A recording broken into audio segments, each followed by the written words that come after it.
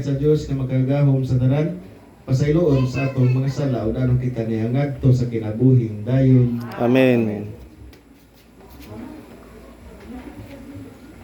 Magampo kita. O Dios, nga makagahom among kalauman ug kusog kun wala ikaw wala kami mahimo. Tabangi kami sa pagtuman sa imong mga sugo ug pagahimuot kanimo sa among mga buhat ug tinguha. Kini among gipangayo pinagi sa among Ginoong Hesukristo imong anak nga buhi ug hari uban kanimo sa Espiritu Santo Dios hangtod sa kahangturan. Amen. Palihog manglingkod.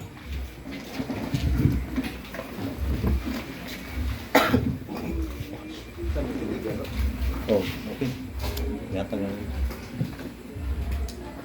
Pagbasa gikan sa ikaduhang basahon sa mga hari. Sa papakita ni Atalia, inahan ni Ahasias, kapag kapatay na si Ahasias, iyang anak, ipamatay niya ang tanang sakop sa harianong banay.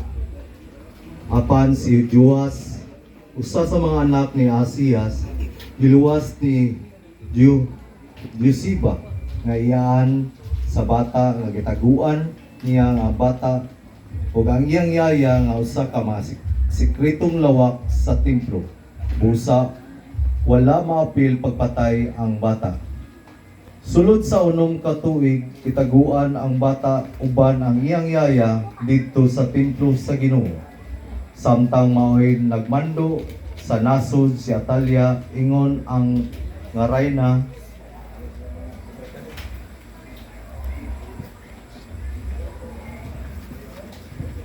sa ikapitong tuig gipatawag o gipaadto si Joyada sa templo o sa Ginoo ang mga opisyal sa mga gwardya sa hari o gipauyunan niya sila sa laraw sa iyang ipakita niya sila sa anak sa hari nga si Joas.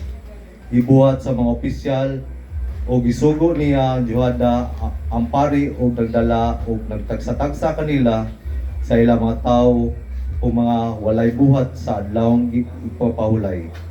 O miadto sila kang Joada, gihatag niya ang Joada ngadto sa mga opisyal ang mga bakhaw, bangkaw o mga taming ni Haring David o dito tipigi sa templo sa Ginoo.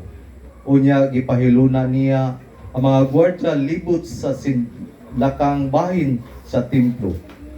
Unya gidala niya ang sa gawas ang mga anak sa hari. O gikurunohan niya ang mga gitawagag kupya sa mga balaod bahin sa paghari.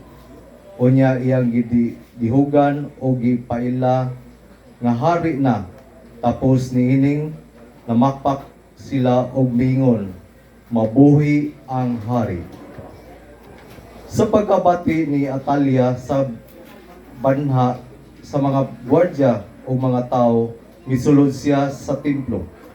Nakita niya ang hari nga nagbarog duol sa haligi sumala sa naandan ug diha tupad kaniya ang mga opisyal sa mga gwardya o mga trumpetero ug nakita usab niya ang mga katawhan nga nagmaya ug nagpatingog sa mga trompeta. Gigigisi niya ang mga bisti ug misinggit sa pag-ingon, mabudhion, mabudhion. Gimanduan ni Joada ang mga opisyal ug kasundalohan. Dadaan niyo siya sa mga gawas ug patya siya bisan kinsa nga muluwas kaniya. Kay dili man gusto si Joyada nga patyon siya sulod sa templo. Busa gidakop